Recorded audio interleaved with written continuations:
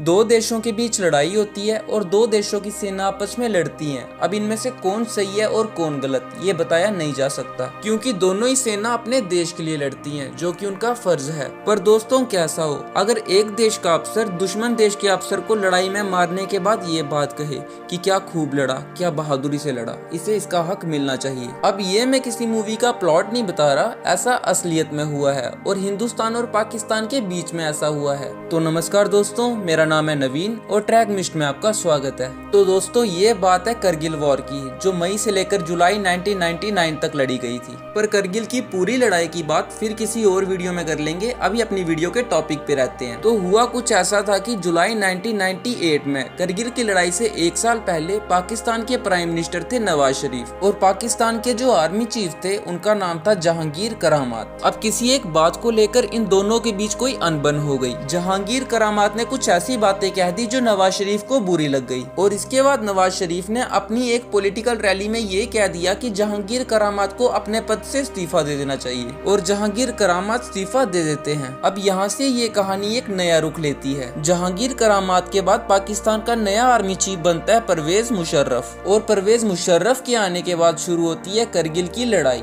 2 मई को एक चरवाहा, अब चरवाहा वो होते हैं जो काफी पशु भेड़ बकरियों को रखते हैं, तो एक चरवाहा करगिल में कुछ ऐसे लोगों को देखता है जो पाकिस्तानी आर्मी की वर्दी में थे, और इस चीज को वो इंडियन आर्मी को इन्फॉर्म करता है कि पाकिस्तानी आर्मी करगिल में घुस चुकी है। और 7 मई 1999 को इंडियन आर्मी उस चरवाहे की बात में कितनी सच्चाई है, इस बात को जानने के लिए फौज की एक टुकड़ी को ऊपर करगिल में भेजती है। अब पाकिस्तानी आर्मी पूरी तैयारी के साथ आई थी, तो वो उस टुकड़ी के सैनिकों को पकड़ लेती है, और उनमें से हमारे हिंदुस्तान के 5 जवान वीर गति को प्राप्त हो जाते हैं। अब जैसे ये बात दिल्ली में पहुंचती है कि पाकिस्तान की आर्मी करगिल में घुस गई है, पूरा हिंदुस्तान पाकिस्तान के इस धोखे से हिल जाता है। और भारतीय सरकार जब पाकिस्तानी सरकार से इस मामले में बात करती है तो नवाज शरीफ साफ इनकार कर देते हैं कि इसमें हमारी फौज का कोई हाथ नहीं है। उनका कहना था कि ये कश्मीर के कुछ अलगाववादी लोग होंगे जो कश्मीर की आजादी के लिए ये सब कर रहे हैं। इसके बाद इंडियन आर्मी को अलर्ट कर दिया जाता है और मई 1999 को ये लड़ाई शुरू हो जाती है। लेकिन पाकिस्तानी आर्मी पूरी तैयारी के साथ आई थी, और उनके पास एक प्लस पॉइंट ये भी था कि वो हाइट में थे, वही इंडियन आर्मी नीचे थी, और ना उस टाइम इंडियन आर्मी के पास बहुत ज्यादा गोला बारूद था। पर कहते हैं ना, जंग हथियारों से नहीं हौसलों से जीती जाती है। खैर, ये जंग शुरू होती है और लगभग 3 महीने तक ये जंग चलती है, और करगिल को वापस लेने के लिए इंडियन आर्मी जिस ऑपरेशन को चलाती है उसको नाम देती है ऑपरेशन विजय, और इस ऑपरेशन विजय को हम आज भी 26 जुलाई को हर साल मनाते हैं। तो ये जंग अब चल रही थी और धीरे धीरे इंडियन आर्मी पाकिस्तानी आर्मी को टेक डाउन कर रही थी, लेकिन पाकिस्तान करगिल की एक चोटी टाइगर हिल पर कब्जा कर चुकी थी, जो कि जियोग्राफिकली काफी इंपॉर्टेंट रोल प्ले करती है, और इस जगह पर इंडियन आर्मी के जवानों की काफी कैजुअलिटीज हो रही थी। और टाइगर हिल पर 3 रास्ते थे जिनको कोड नेम दिया गया था 129 ABC। अब यहाँ से इस जंग में एंट्री होती है एक शख्स की, जिसका नाम था कर्नल शेर खान। अब बहुत लोगों को ये कंफ्यूजन है कि ये फौजी कर्नल रैंकिंग का था, पर मैं आपको बता दूं कि ऐसा नहीं है। कर्नल शेर खान के जो दादा थे वो पाकिस्तानी आर्मी में थे, और उसके दादा हमेशा से ही फौज के काफी करीब थे, इसलिए उन्होंने अपने पोते का नाम कर्नल शेर खान रख दिया। तो ये कर्नल कोई रैंकिंग नहीं थी, ये उसका नाम था। अब बचपन से ही वो फौजी माहौल में पला बड़ा, और 1996 में वो पाकिस्तानी आर्मी के 2nd लेफ्टिनेंट के तौर पर डिप्लॉय हुआ। खैर, मुद्दे पर आते हैं तो इंडियन आर्मी धीरे धीरे ऊपर बैठे पाकिस्तानी फौजियों पर हावी होने लगी, और ऊपर जो 3 रास्ते थे 129 ABC,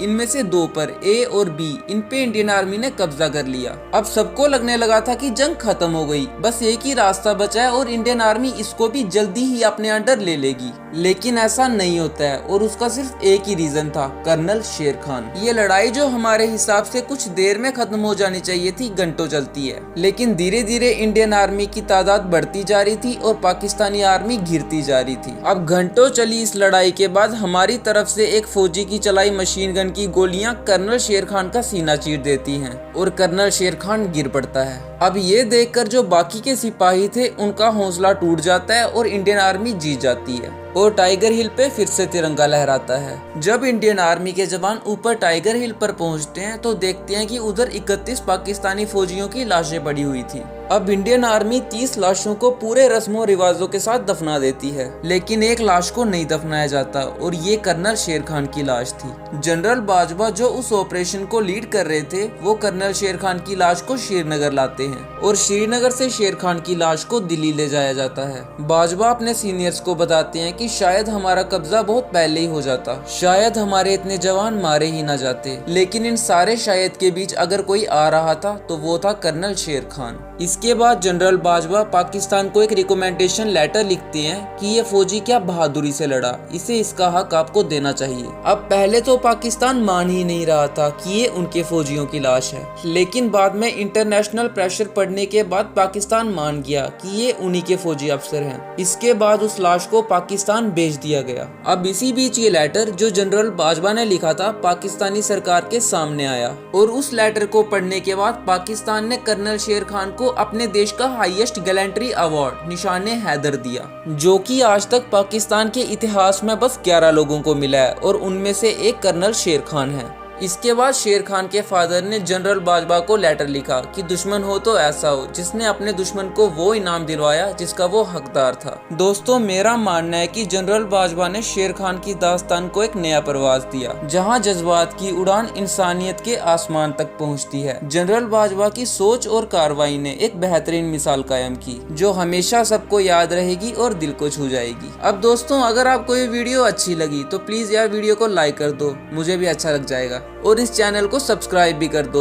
इस मंथ के एंड तक बस 100 सब्सक्राइबर्स करने हैं, तो कर दो, आपका क्या जा रहा है। ओके दोस्तों, मिलते हैं अगली वीडियो में।